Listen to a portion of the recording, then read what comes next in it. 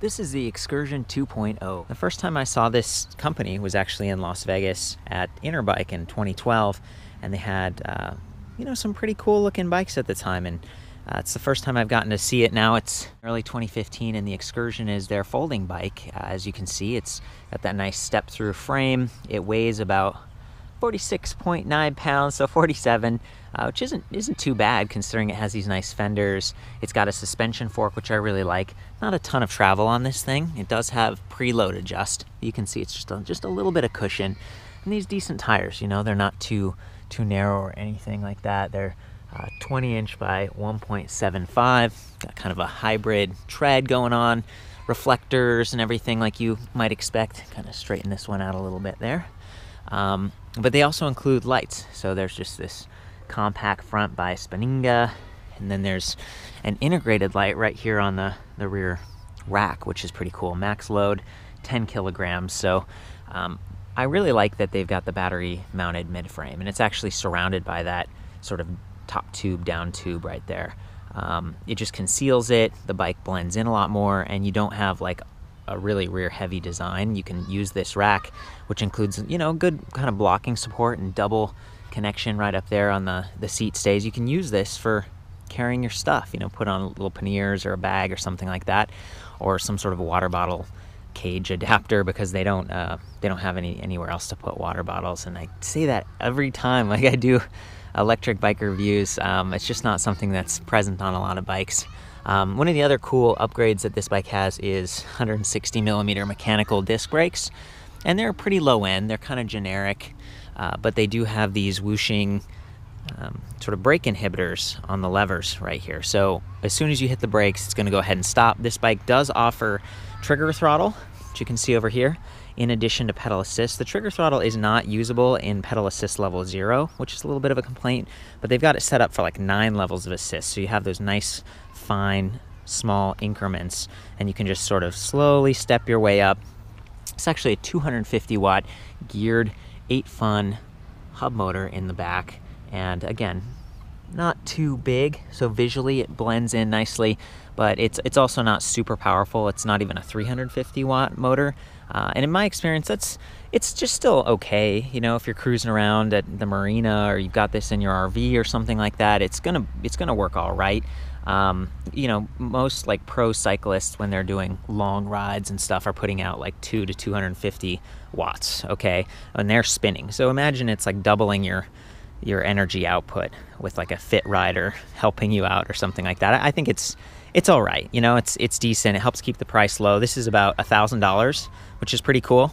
I like that it's got these nice sort of ergonomic grips. It's got the remote button pad here, sort of the standard like king meter display going on here, or maybe this is Bafang. But in any case, you could kind of adjust it to reduce glare if you brought a tool, but otherwise it kind of stays on, and it's not designed to be removable. So keep that in mind. It's a nice monochrome design, and if we turn the bike on by holding mode, it comes on and you've got like the 5 battery level increments, your odometer, your speed front and center, your pedal assist level, which is in 1 right now, but again, if we go down to 0, nothing really works. It's just like a cycle computer. And then all the way up to 9, and then your watts, power watts. So very standard fare on this bike. You'll notice there aren't any like trigger shifters or anything, and that's because this is a single speed electric bike. But instead of using like a cassette or having just one chainring, they're actually using this shaft drive here. So there's no chain, just this shaft, which is really clean. I think it's probably more durable than a chain. You're not going to drop it. The chain's not going to fall off, that kind of thing. Chain's not going to break. So it's just a really unique design, but there's only one speed. And so if you're climbing a lot, that might be a little bit more of a struggle. Although, you do have the motor support. It's just, you've only got one speed. And once you get up to the 20 mile per hour about max speed on this bike, your pedals might be spinning fast because you're trying to keep up with the bike. So that's, those are the pros and cons of any single speed bike, but I do think that it's kind of neat that they've got a shaft drive. Of course, we got the folding pedals. You kind of pull them out and fold them down, and then we've got the locking but still removable battery pack. You just sort of flip this lever out like this. It try to do this. I've just opened it a little bit. You still have to kind of unlock the battery to slide it out, but that's it right there, right in the down tube. And this folds just kind of like a traditional bike. It's got a really extra long seat post, so I didn't have a problem like feeling like I was too scrunched on this frame. And you know, I'm about 5'9", so this works out. It's decent for a folding bike. It felt pretty stiff, and it's got the nice quick adjusts on the extra long stem as well. So you know, all around pretty solid. And again, I think my favorite part is that it has suspension and that it's got a really good sort of weight distribution with a hub motor in the back and the battery pack right there on the down tube. And I wouldn't mind if the lights were integrated, because the way that they're set up now, there we go. The way that they're set up now, you're gonna have to change the batteries yourself if they start to wear down, and that's, you know, just a little bit of an extra hassle. But you know, again, for $1,000, it's a handsome bike. You know, it's good stuff. And this nice big saddle also helps to kind of reduce the vibration and smooth out the ride. So let's do it. I'm gonna hop on this thing, click it on right here. I'm in pass level 1. Now that I'm in pedal assist, I can go ahead and use the throttle, and it seems like it puts out the same amount of power whether you're in 1 or up to 9. So I'm just gonna go ahead and gun it.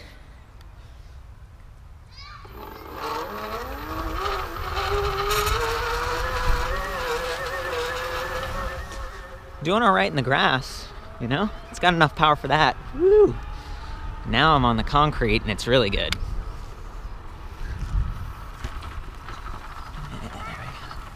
And I'm gonna go ahead and do the pedal assist sensor. I think it might be measuring in that little black plastic cuff down there.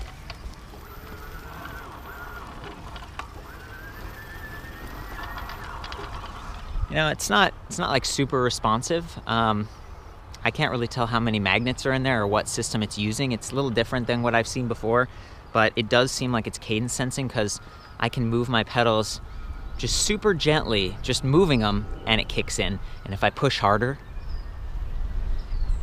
it seems like the same energy output. So again, I'm guessing that this is a cadence sensor. Now I'm gonna go up to, all the way up to 9 and do a little bit more riding that way.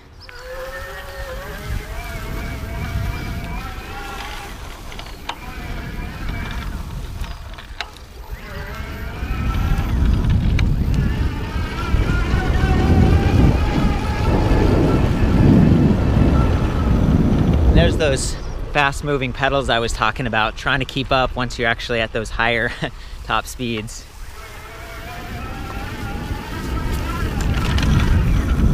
A little bit of suspension test.